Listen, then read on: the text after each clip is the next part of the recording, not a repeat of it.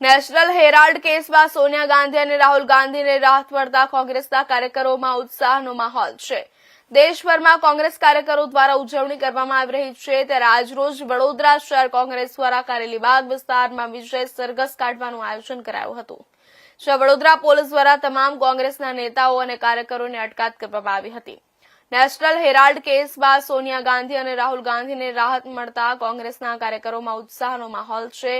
દેશભરમાં કોંગ્રેસ કાર્યકરો દ્વારા ઉજવણી કરવામાં આવી રહી છે, ત્યારે આજરોજ વડોદરા શહેર કોંગ્રેસ દ્વારા કારેલીબાગ વિસ્તારમાં કાશીબા ચિલ્ડ્રન હોસ્પિટલથી ભાજપ કાર્યાલય સુધી વિજય સરઘસ કાઢવાનું આયોજન કરાયું હતું। વડોદરા શહેર કોંગ્રેસ પ્રમુખ ઋત્વિજ જોશી, વિરોધ પક્ષ નેતા ચંદ્રકાંત શ્રીવાસ્તવ, કોર્પોરેટર અમીબેન રાવત અને પુષ્પાબેન વાઘેલા સહિત મોટી સંખ્યામાં કાર્યકરો ઉપસ્થિત રહ્યા હતા। આયોજન કરવા ભાજપ કાર્યાલય સુધી નેશનલ હેરાલ્ડ કેસમાં રાહુલ ગાંધી અને સોનિયા ગાંધીને મળેલી રાહતને વડોદરા શહેર કોંગ્રેસ પ્રમુખ ઋત્વિજ જોશીએ અસત્ય પર સત્યની જીત થઈ હોવાનું શાસક પક્ષ પર આકરા પ્રહારો કર્યા હતા। વડોદરા કોંગ્રેસ દ્વારા કારેલીબાગ વિસ્તારમાં કાશીબાગ ચિલ્ડ્રન હોસ્પિટલથી વિજય સરઘસનો પ્રારંભ થતાની સાથે જ સ્થળ પર વડોદરા પોલીસનો કાફલો ખડકાયો હતો, ત્યારે વડોદરા પોલીસે સરઘસ શરૂ થતાની સાથે જ તમામ કોંગ્રેસના આગેવાનો અને કાર્યકરોની અટકાયત કરવાની શરૂઆત કરતા ઘર્ષણના દ્રશ્યો સર્જાયા હતા। આ ઘર્ષણ દરમિયાન કોંગ્રેસના કાર્યકર કપિલ જોશીએ પોલીસવાળાના કાચ તોડી નાખતા માહોલ ગરમાયો હતો, જે બાદ પોલીસે તમામ આગેવાનો કાર્યકરોની અટકાયત કરી કાયદેસરની કાર્યવાહી હાથ ધરી છે।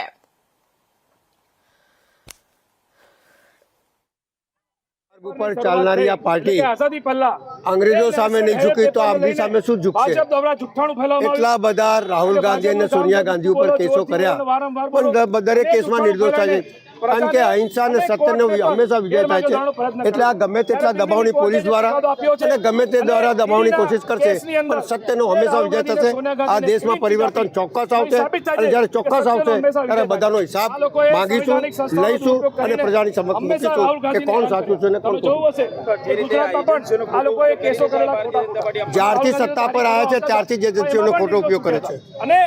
એમને પાર્લામેન્ટના પદમાંથી પણ હટાવ્યા, રાહુલ ગાંધી એમનું ઘર પણ ખાલી કરાવ્યું આ લોકોએ, પણ બધામાં રાહુલ ગાંધી આખા દેશની અંદર આ હેરાલ્ડ કેસની અંદર કોંગ્રેસ પાર્ટીના તમામ કાર્યકર્તાઓ રોડ પર ઉતર્યા છે, સત્યની વિજય થઈ છે અને એમને ઝૂકવું પડ્યું છે। એટલે કોર્ટ હજુ જીવિત છે એ સાબિત કરે છે, એટલે બધાને દબાવવાની જે કોશિશ કરી રહ્યા છે એમાં કોંગ્રેસ પાર્ટીના કાર્યકર્તાઓ દબાવવાના નથી, લડવાના છે અને સત્યનો વિજય થશે।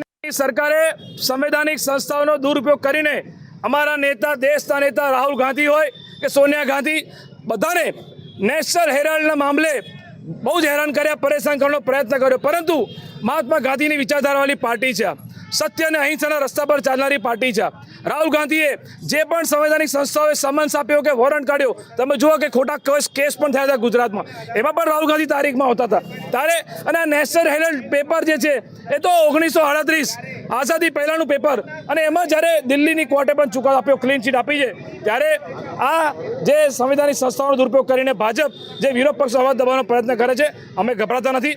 અમે આજે જે સત્યનો વિજય થયો છે, વડોદરા શહેર કોંગ્રેસ દ્વારા કાશીબા ચિલ્ડ્રન હોસ્પિટલ પાસેથી જે અહીંયા ભ્રષ્ટાચારી જનતા પાર્ટીનું કાર્યાલય નજીકમાં છે, ત્યાં અમે સત્યમેવ જયતેના પ્લેકાર્ડ લઈને ઊભા રહીને એમને બતાવવા માંગીએ છીએ કે તમે ગમે તેનો અમારો અવાજ દબાવો, તમે ગમે તેનો સંવૈધાનિક સંસ્થાઓનો દુરુપયોગ કરો, તમે પોલીસનો અમારી સામે ઉપયોગ કરો, અમે ગભરાવાના નથી। અમે મહાત્મા ગાંધીના રસ્તે ચાલીશું અને વડોદરાની પ્રજાને પણ આ ભાજપથી મુક્તિ અપાવીશું। તો હવે માનો છો કે જે પ્રકારે આવી એજન્સીઓનો ખોટો દુરુપયોગ થઈ રહ્યો છે, જ્યારથી ભાજપ સત્તામાં આવી છે ત્યારથી સંવૈધાનિક સંસ્થાઓનો દુરુપયોગ કરવાનો પ્રયત્ન આ લોકો ઈડી બાબતે જે કંઈ કોંગ્રેસનો કાર્યકર આપ્યો છે તેને વિરોધ પ્રદર્શન અને ભ્રષ્ટાચાર રોકવાની સંભાવના હતી, એટલે આમ જનતાને કોઈ તકલીફ ન પડે એટલે તેને બીપી એક્ટ મુજબ ડિટેન કરવામાં આવેલા છે। કેટલા કાર્યકર્તાઓને અટકાયત કરાવી?